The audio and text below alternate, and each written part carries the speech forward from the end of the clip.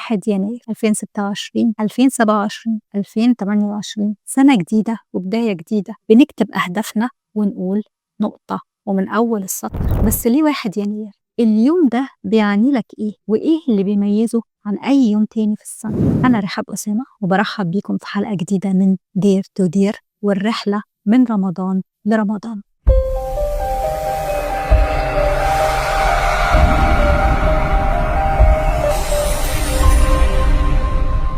كنت دايما بسأل نفسي، هو التاريخ ده بيعني إيه فعلا؟ مين قال إن ده نقطة البداية لأهداف لتغيير وتطوير؟ الإجابة بالنسبة لي كانت بسيطة. التاريخ ده مجرد رقم على التقويم، ملوش معنى حقيقي عندي غير إنه بداية سنة جديدة. الموضوع مش في نقطة البداية، الموضوع في قوة البداية نفسها، الطاقة اللي تخلينا نبدأ ونكمل، والمعنى اللي يسندنا لما الحماس يهدى، والقيمة اللي نرتبط بيها. ومن هنا سألت نفسي، إيه النقطة اللي تبقى سند ودعم، مصدر طاقة لما الإحباطات تكتر، ومساحة وعي العمل تغيير حقيقي؟ والإجابة كانت واضحة، لأن رمضان مش شهر عادي، رمضان طاقة نور بيرمم اللي اتكسر جوانا، ويدينا مساحة نبص جوه من مكان وعي ورحمة، ويدينا أمل إننا نقفل صفحة ونفتح صفحة جديدة. بالنسبة لي البداية الحقيقية بتبدأ من عتبة رمضان، آخر أسبوع في شعبان. بسأل نفسي، أنا عايزة أشوف نفسي إزاي؟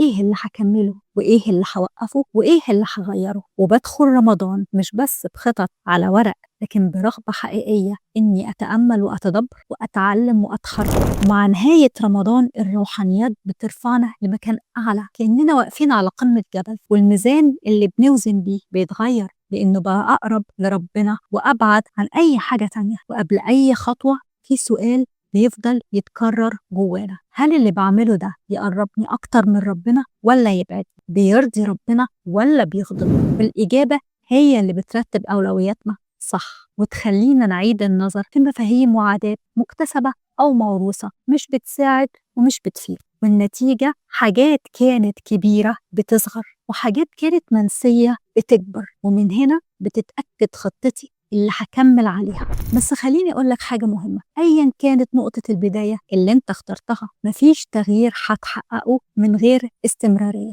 ناس كتير بتفكر إن أول خطوة هي أصعب خطوة، لكن الحقيقة من السهل إنك تبدأ، لكن من الصعب إنك تكمل. التحدي الحقيقي مش في البداية، التحدي الحقيقي في إنك تكمل. كتير بنسمع إن الجودة أهم من الكم، وده صح بس مش على المطلق. لو قلنا إن الجودة هي النتيجة وإن الكم هو عدد المحاولات، يبقى خليني أسألك، كم حاجة بدأت فيها وما كملتش؟ وكم مرة حاولت فيها؟ مرة، 2، 10؟ ووقفت ليه؟ مش علشان تعبت ومش قادر فعلا، لكن علشان ربطت كل محاولة بالنتيجة. ولما النتيجة اتأخرت أو ما كانتش اللي بتتمناه، حسيت بإحباط ووقفت. لما بنركز على النتيجة، كل محاولة بتبقى اختبار، ولو النتيجة ما ظهرتش بسرعة بتحس إنك فشلت. لكن لما بتركز على الكم، بتقبل إن مش كل حاجة هتطلع مثالية، وإن الفشل جزء من الرحلة، وإن كل محاولة خطوة بتتعلم منها وبتقويك. الكم ببساطة هو إنك تحاول مرة 2 و10 وما توقفش وما تستسلمش. ومن هنا نقدر نقول الكم مش عكس الجودة، الكم هو طريقة للتحسين المستمر والحصول على الجودة. وده ياخدنا لمعنى أكبر وأعمق، السعي مش مجرد بذل مجهود، السعي إخلاص، التزام واستمرارية. السعي مش إنك تنجح كل مرة، لكن إنك تكمل وما توقفش مهما حصل. السعي هو دورك في الدنيا، وهو عملك الصالح اللي هتقابل بيه رب كريم. ولو فاكر إن السعي بس مجهود بدني، يبقى فاتك كتير، فاتك أهم جزء. السعي يبدأ من جوه، قبل ما تتحرك بجسمك بتتحرك بقلبك، نية حاضرة ووعي ومجاهدة نفسك. يكون عندك إجابة واضحة لما تسأل نفسك، أنا بعمل إيه وليه؟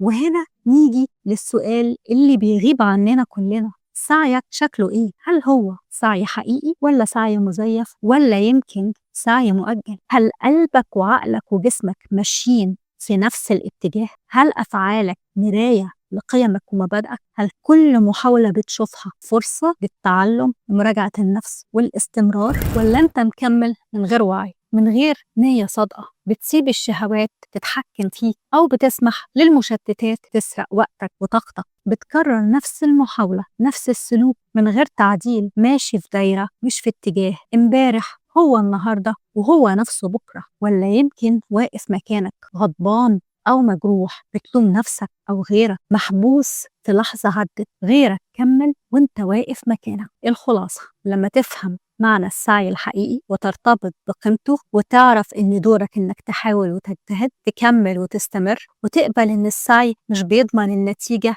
اللي انت عايزها وبتتمناها، لأن النتيجة مش في إيدك انت. النتيجة ممكن تيجي، ممكن تتأخر، وممكن تتغير لحكمة عند ربنا. لما تفهم كل ده، وقتها النتائج بالنسبة لك مش هتكون معيار النجاح أو الفشل، ولا سبب إنك تقف أو تيأس. ووقتها هتقدر تبدأ وتكمل وتكون نسخة أحسن من نفسك وتفيد نفسك والمجتمع. يا ترى إيه نقطة البداية اللي هتختارها؟ وإيه القيمة والمعنى اللي وراها اللي هيسندك ويخليك تكمل حتى لما الحماس يهدى؟ وشوف كده يومك ماشي ازاي. سعيك دلوقتي حقيقي ولا مزيف ولا مؤجل؟ وهل انت مستعد تمشي طريق السعي وتقبل ان النتيجة مش في ايدك؟ لو الفيديو ده فرق معاك اعمل لايك وشاركه مع اللي حواليك.